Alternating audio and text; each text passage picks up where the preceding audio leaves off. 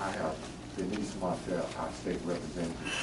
She's scheduled, she took her schedule to come talk to us today about what we need programs. Okay. This is Ms. Good morning. Good morning. I'll step over here so I'm having I'm State Representative Denise Marcelle, and I really wanted to come in and kind of view what you guys do, the whole process, and tell you, some of the challenges that we're having, I believe, the things that we hear from the public as it relates to the cosmetology industry. I am on appropriations, and I left there to run over here. When I told them I wanted to participate, I had no idea that we would be back in appropriation hearings right now. I didn't know when the board meeting would be. So I just really wanted to come in and say, I believe that the industry needs more technology. I don't know what your budget request is for this year, if there's something that we could help you with at the Capitol, but a lot of people who are coming in talking about the changes that they want to make on the industry, we never really get to come in and talk to you guys to kind of see if there's a fit that we could help with in the industry. And so the technology, I believe, needs to be updated, and I'm here to really answer any questions that y'all might have for me as it relates to the state and the legislation that comes up. I typically don't see anybody unless there's a bill that you all oppose or something. And so I would like to, make those connections on the front end rather than when there's a piece of legislation that we're having issues with. Thank you for coming. Representative Marcelle, the board did request a fee increase. This is a totally self-generated agency, so you won't really see us in the appropriation bill. And they are asking, their fees are currently $25 per licensee, basically. Establishments a little bit more. They're asking for a $25 increase of all of their licenses. Their fees haven't been adjusted since 1996. 1996. And what would that give y'all in your budget? What's the increase and the number of cosmetologists and industries that would have to pay them? Well, it would be about, at $25, it would be about $1.4 million, which would give us at least enough, because we have not had enough. We just had $120,000 placed on us, mandatory insurance for lawsuits that we cannot afford. We'll be out of business in 3 years if we don't get an increase to pay for that $120,000. And so, and we have not had an increase. We've been losing money every year. So if we had double fees, which have not been increased for that many years, it would give us at least enough to make it another 5 or 6 years on. Yeah. Okay. So, and the other thing that I had talked to Mr. Cozy about was the programming, right? So we have 18-year-olds that can't get into certain schools, and I know I talked to Mr. Cozy about it. The program that y'all have, I think, for barbers is different from cosmetologists. And y'all, that's a different board. so this is just the barber. Cosmetology. Okay. So so y'all don't do the barbers. Okay.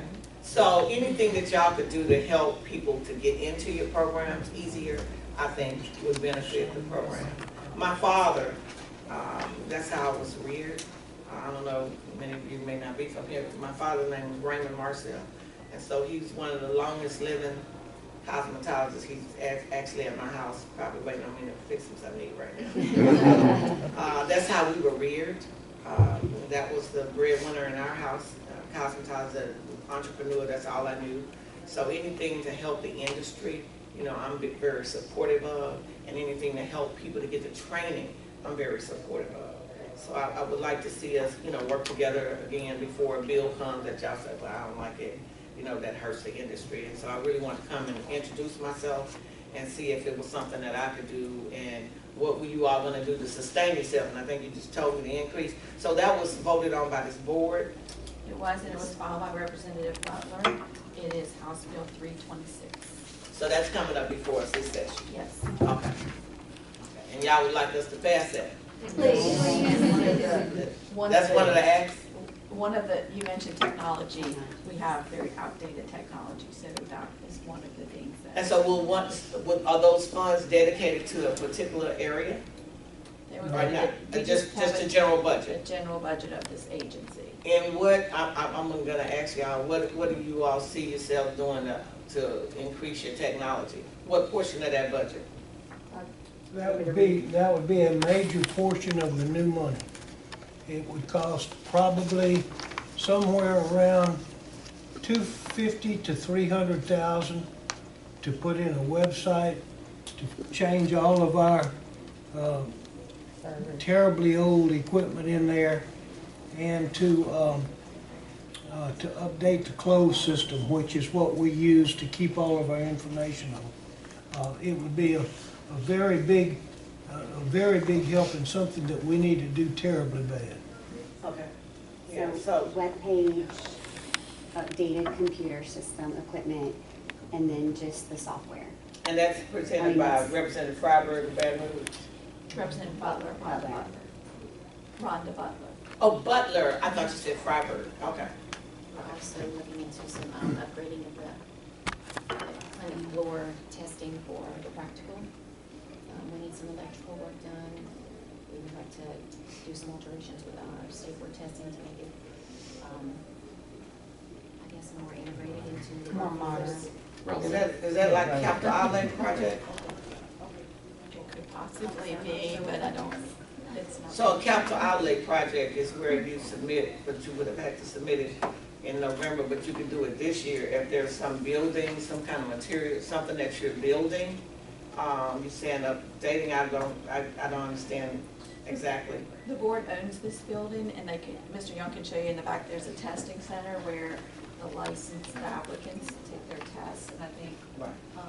what our chair stated is that we That don't may have be the thing that- electrical back there to test on certain electrical appliances. That might be a capital outlay project, that it would have to be in HB one, I think it is. HB two. So, but you would have to submit that the year prior to, It's in November. right? Unless there's some extra money, That I would don't see only us be with. under any kind of funds dedicated by the state. We have no state funds. Right.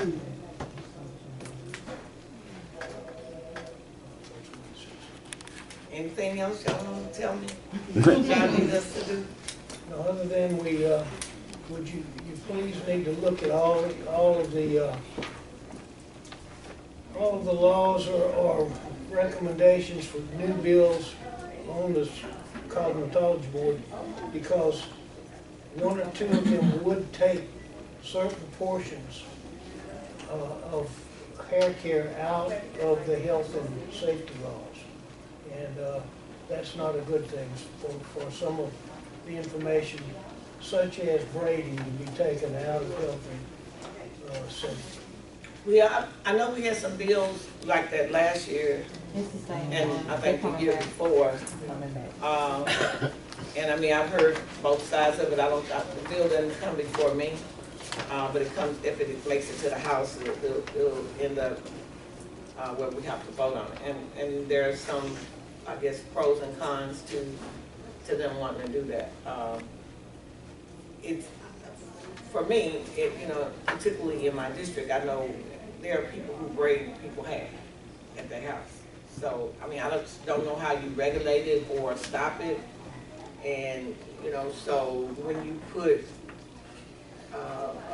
the license on people who want to do the right thing, it just becomes kind of crazy in that industry, in terms of braiding.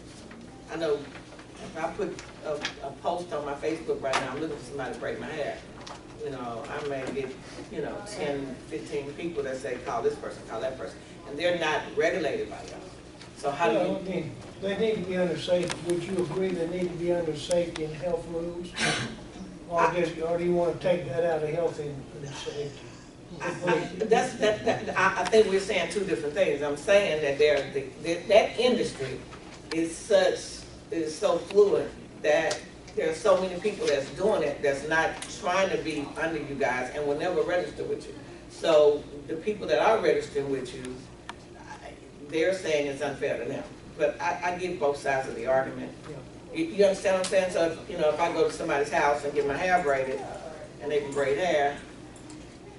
And then all your hair falls out. No, you lose your edges. Pardon me, what you say? Snatch your edges. Yeah, mess up all your edges there, I get it.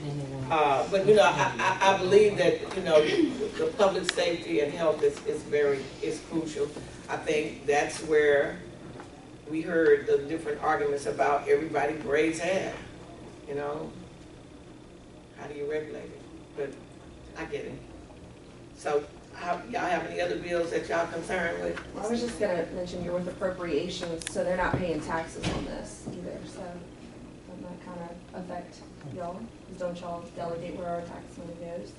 Anybody that's not paying taxes affects the state of Louisiana. So I'm just bringing that up, is that. No, but my question would cash be, only. how do you regulate those Yeah, I people? know. You got what I'm saying?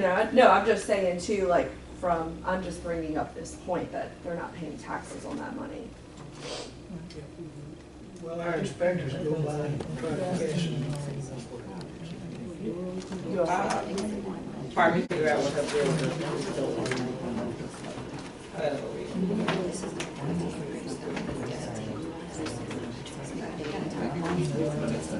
I'll get with, Butler and help her with the. All right. You want to give this her a copy so you don't know? Thank you for your time. All right. Any other questions? All right. Thanks so much for inviting me. Now you gotta invite me back to the barber board, because that's one I'm real concerned with.